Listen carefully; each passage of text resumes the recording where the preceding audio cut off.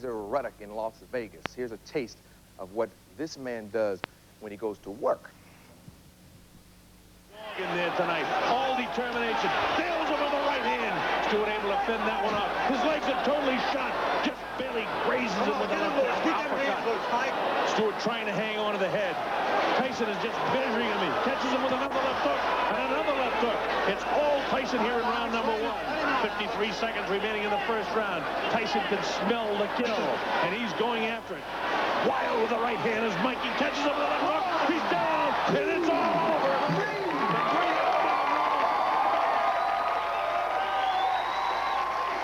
Iron Mike Tyson.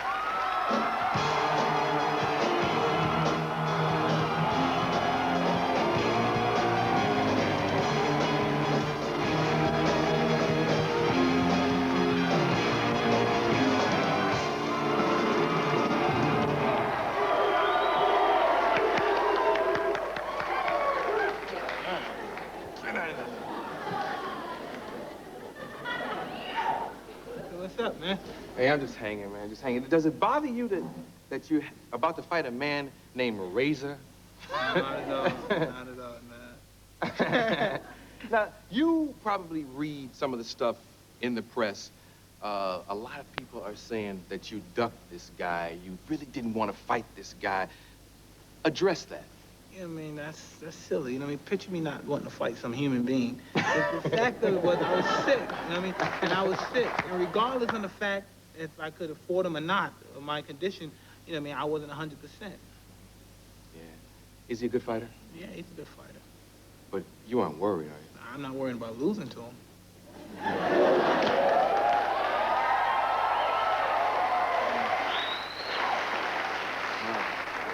A guy like Razor Ruddock, how do you approach that kind of fight? You know, he's a good fighter, basically. He's good. He moves, he jabs. You know what I mean? Basically, I'm just going to take it right to him, and he's going to find out what he's really made of. How many rounds should I plan on? I'm not a predictor, but you know what I mean? I'm going to take it to him. We're going to find out if he's bad as everyone says he is. Yeah. Yeah. You study the game. You watch films and videos and stuff of the past fighters? Yeah, I know a little about the game. Yeah. Now, when you look at old stuff, what do you look at? I mean, you just look basically at the mentality of them, you know what I mean? Because basically people in general think the styles make fights, which I don't agree. I believe it's mostly morality, you know what I mean? You can have the perfect style to beat this guy, but this guy's tenacity and his ferociousness, and he wants it bad enough, he overcomes and overlooks basic all styles, whatever, you know what I mean? It's basically, I believe personally, when there's two men fighting, there's only, you know what I mean, the battle of wills and skills. Unless the skill is so overwhelmingly advanced in the guy's will, then it's a difference. But, you know what I mean, it's all about who wants it more. Like you say, the best the talk show host is probably in jail or probably taking care of his girlfriend because she got her pregnant or something, you know what I mean? Yeah. But the person who wants it more, you know?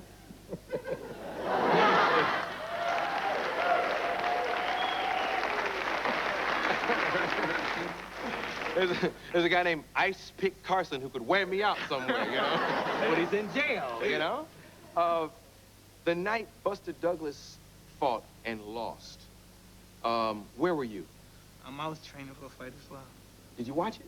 Yeah, I watched the fight. And what were you thinking while you were watching him out of shape, ill-prepared, on the canvas? I was saying, basically, you know, in a situation like that, more or less, you run into situations, you run into comedians. For example, one night... Stop using me in this, man. Leave me out of this. You can relate to it better when I use you. Okay. I'm sure you've seen a comedian for one night. He rose to the occasion. He was you talk about God. Then every time you see him after that, he's a dud. What happened? He used the same lines and that's just like, they're not thoroughbreds. They can't last through the storm. They can only get up one night, maybe another night, a year from now, 10 years from now, he'll get up again. But, you know what I mean, those guys don't last long. They get a big bubble and they get a nut and they score. But other than that, you know what I mean, the only thing that matters is longevity. I mean, there's been people with talk shows, you know, people that we know, I don't want to mention their names, I don't want, they host the show for a little while, then boom, canceled. Yeah. They're not around no more. Just like fighters, they bubble bust. Yeah. Are you angry at yourself for letting that happen, the situation with Buster Douglas? I'm not angry at myself. I'm angry because I didn't allow myself to be in that position. You know what I mean? Of believing, you know, because you write your own press clip, and you write yourself that you write, well, maybe I am invincible, you know what I mean? Then you slack when you take your skills for granted, perhaps, you know what I mean? But, you know what I mean? More or less, you know what I mean? that I'm happy because my whole theory about people in general, because you know you read these stories and people tell you, yo, you treat me like this now, but when you lose, nobody's gonna be in your locker room but me, me, me. But it wasn't like that. When I went to that situation, around 30,000 people were at the airport. They came and I was like, oh, I didn't want to see them. I was like, God, get away. People would call, and I found out a lot about myself in a situation like that. People would call just to see how I was doing. You know, nobody was calling that. Oh, I got bad bills. Can you help me pay my bills? Turn my lights on or something crazy like that. They called caring, concern, and me feeling that way because I never was in that position before. So at that level, so I would never talk to people. You know what I mean? Because I used to want the pity. You know, you talk it like you talk it, regardless. If you fall in your butt, you just get back up. Yeah, your No mistake. man pitied. Yeah, your mistake with Buster. Did you make it in the ring and in training? Did you slack up on training too? Absolutely. Basically, it's all behavior and how you think. Life in general, like, again, I don't mean to deter, like a talk show. If you don't study, you know what I mean? It's just part of behavior. You get by one night, then you feel you can get by everything, but you're deteriorating yourself little by little. Mm-hmm. It's all, like, discipline's another word, but it's just behavior, the way you conduct yourself. Yeah. I saw your baby as I was about to walk on. Has that changed your life? Made you a better person? Like, I'm gonna do one Johnny Carson. Like, that's wild. Isn't that wild? Like, when you see that kid? Yeah, and it God, looks just wild. like you, man. It's wild. That was an awful Johnny Carson impression. No, I'm just kidding. I'm just kidding. You don't have to do That's why impressions. I'm on your show, though. Yeah, yeah. Ouch. I'm sure it's made you happier and changed your whole existence. So. Absolutely. You know, you really can't explain it because you become more or less under the weather. Like, you don't know how to respond to it. It's like it's just experiencing. You know what I mean? It's taking over. And then sometimes, like, he's out the house and he's sleeping. My friends come on. They're not going to go. I said, yeah, man, cool out. My son's sleeping. I said, holy Christ, I got a son. I don't believe I said that. Yeah.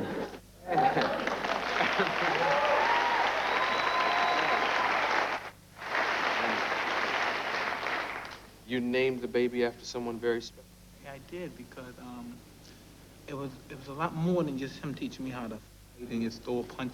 It was more of a independence. You know what I mean? His main objective, like, 'cause many times when you're young, because I started fighting young, many times you quit. For those who don't know, well, let's explain to them who this figure is in your life. All right, Customato, who was a gentleman who adopted, approximately 12 years old. Mm-hmm. And the theory was I wanted to have, can I say, one child I get after he passed away, I said, I'm going to name my son after him, to show him the respect I had for him because of the fact that he always wanted me just to have independence, more than money, more than just to be the champion. He said, if I make you champion, you know what I mean, I made you champion, but I wanted to make you independent. You don't need anybody no more. When you can handle your own business, when you can handle yourself. And then that's the main objective. Like, you need independence for yourself. Thank you, man. Thank you.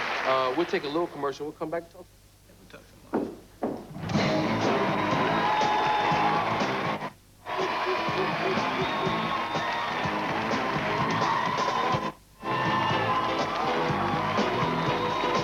Father.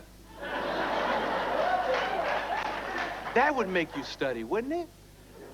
Are you a tough father? Yeah, I was a tough father. Wow. But, see, it's good you have a little boy. But you'll probably have a girl one day. You want a girl? Man, I don't want no more kids.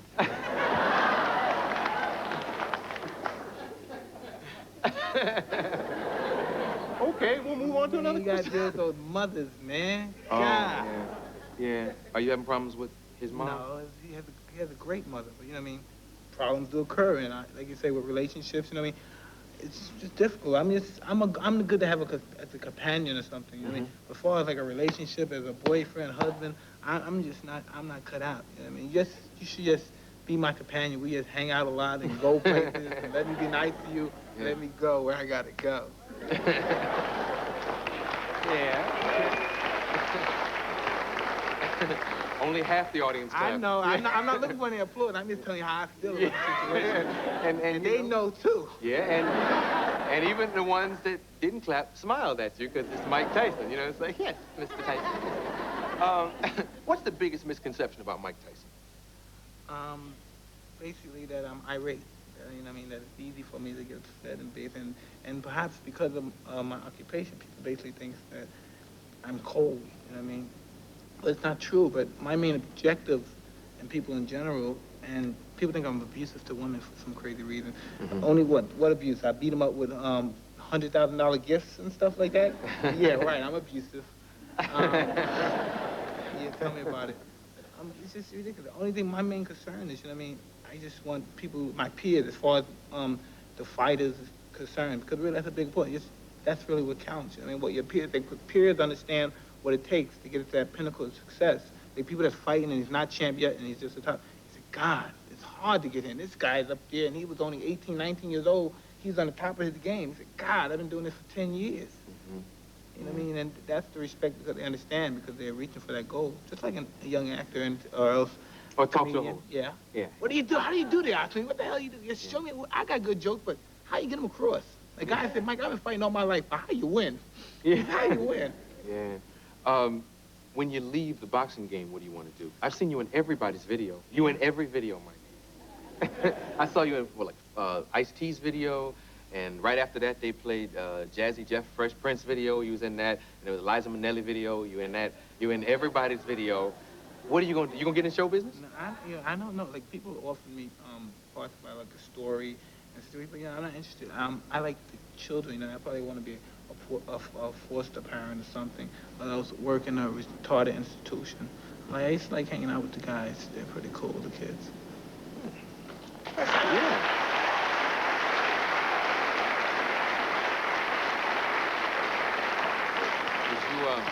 Would you like to take young fighters and teach them the things that Cuss used to teach you? I wouldn't want to. I'd probably be a horrible trainer, per se. Like, kids that go in the ring, get smashed. Yeah. But I'm talking about, I would like, you know what I mean, to talk to fighters or something. Just tell me, you know what I mean, it's more than, you know what I mean, because everyone's not going to be the best fighter in the world. Everyone's not going to be the best basketball player. But just to take the drive that you have, and you could be anything. You could be a nuclear scientist. You could be anything, you know what I mean?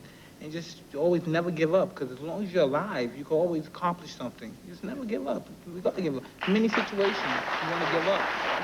Never give up. Never let no one put that upon you that you must give up. You know what I mean? That life is the end, that you want to hurt yourself or kill yourself, because nothing's that important. And anybody that strives and work hard, you know, even though it seems harder, but as long as you're working, you know what I mean, something's going to happen. You'll always have more than what you started off with. Yeah. Don King was here, and he said that George Foreman would beat Evander Holyfield. Do you believe that? I really don't believe that, personally. I don't believe that, no. How should Evander approach the fight? He should just, the way he fights, he'll run around, he'll wait to catch with a clean shot, and then once he hurt him, he'll probably throw a bunch of punches and knock the whole guy out.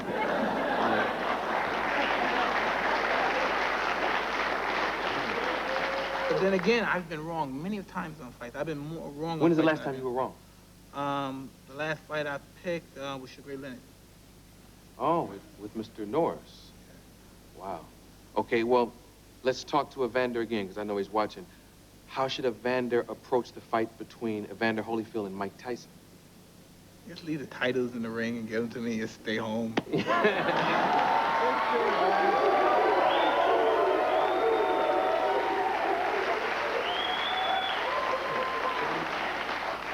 Come on, it won't be that easy. Yeah, I'm not saying, but you know what I mean?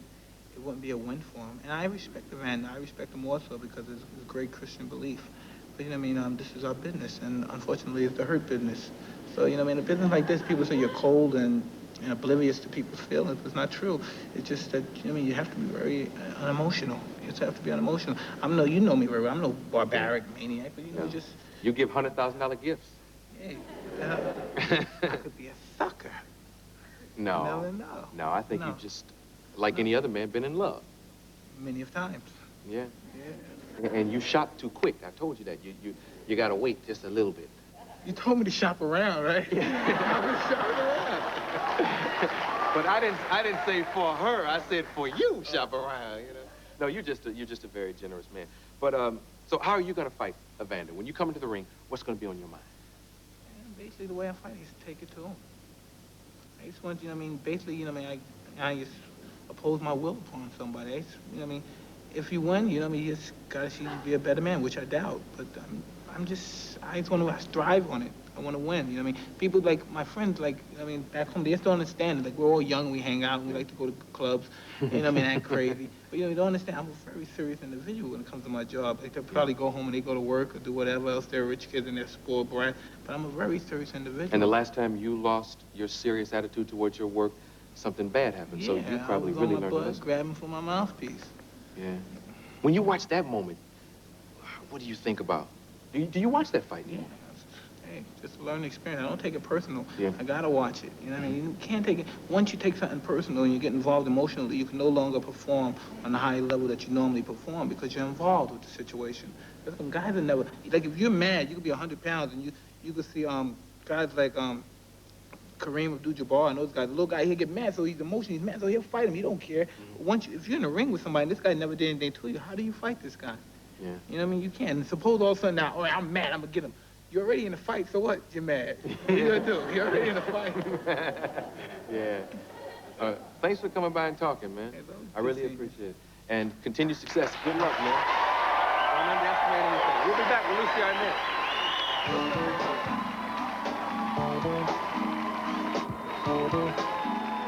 Percy and